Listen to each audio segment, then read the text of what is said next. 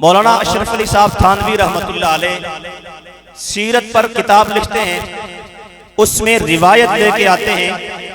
کہ صحابی رسول نے حضور سے پوچھا کہ اللہ نے سب سے پہلے کس چیز کو پیدا کیا ہے؟ تو آقا حضور نے فرمایا کہ سب سے پہلے اللہ تعالیٰ نے تیرے نبی کے نور کو پیدا کیا ہے۔ سبحان اللہ کہتے ہیں، گھبرائیں نہیں، سارے مل کے کہیں سبحان اللہ۔ بات میں کہہ رہا ہوں تو وضاحت میں کروں گا، کلام میرا ہے، وضاحت میں کر سکتا ہوں کہ سب سے پہلے اللہ نے کس چیز کو پیدا کیا۔ روایات مختلف ہوں لیکن حضرت تھانوی فرماتے ہیں،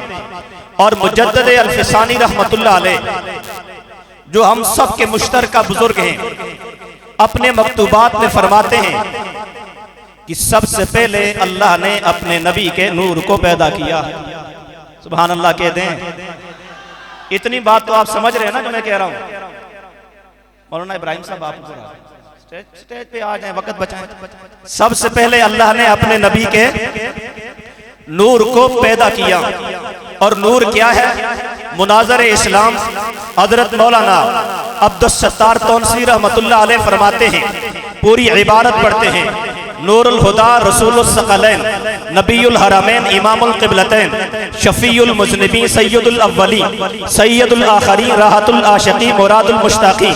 امام الانبیاء والمرسلین صلی اللہ علیہ وسلم۔ پھر میں جملہ کہوں صلی اللہ علیہ وسلم، پھر جملہ کہوں صلی اللہ علیہ وسلم، تو نور سے مراد نور الہدا ہے، نور سے مراد ہدایت کا نور ہے۔ حضور علیہ السلام کی صفات بھی نورانی ہے، حضور علیہ السلام کی عادات بھی نورانی ہے، حضور کی جلوت بھی نورانی ہے، حضور کی خلوت بھی نورانی ہے، حضور کی رزم بھی نورانی ہے، حضور کی بدم بھی نورانی ہے، حضور کے اشارات بھی نورانی ہیں، حضور کا جمال بھی نورانی ہے، حضور کے جلال بھی نورانی ہے، حضور کے کمال بھی نورانی ہے، حضور کے فضائل بھی نورانی ہے، حضور کے خصائل بھی نورانی ہے، حضور کے اطوار بھی نورانی ہے، حضور کے افکار بھی نورانی ہے، حضور کی جلوت بھی نورانی ہے، حضور کی خلوت بھی نورانی ہے، حضور کی ذات بھی نورانی ہے، صفات بھی نورانی ہے، جماعت بھی نورانی ہے، ازواج بھی نورانی ہے، بنات بھی نورانی ہے، ماحول بھی نورانی ہے، حضور کی ایک ایک ادا نورانی ہے۔ لوگ تو نورانی کی بات کرتے ہیں،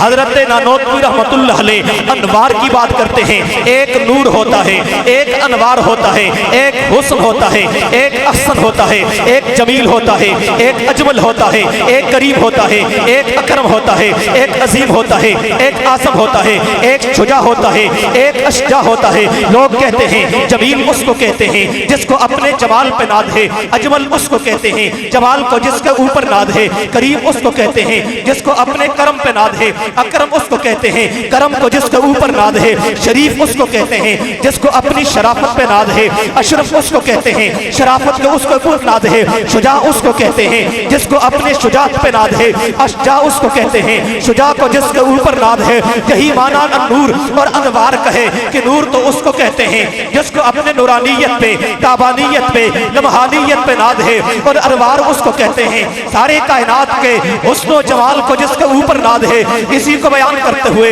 حضرت نانوتوی کہتے ہیں کہ سب سے پہلے مشیت کے انوار سے نقش روح محمد بنایا گیا، پھر اسی نقش سے لے کر روشنی یہ بطن کونوں مکان سجایا گیا۔ وہ محمد بھی، احمد بھی، خامد بھی، محمود بھی، حسن مطلق کا شاہد بھی، مشہود بھی، علم و حکمت میں وہ غیر محدود بھی، ظاہراً امیوں میں اٹھایا گیا۔ اس کی شفقت ہے بے حد و بے انتہا، اس کی رحمت ہے تخیل سے بھی مابرا، کہ جو بھی عالم اس جہاں میں بنایا گیا انہی کی رحمت سے اس کو بسایا گیا۔ اے حشر کا غم مجھے کس لیے ہو اے قاسم، میرا آقا ہے وہ، میرا مولا ہے وہ، کہ جس کے قدموں میں جنت بنائی گئی ہے، جس کے ہاتھوں سے کوثر لوٹایا۔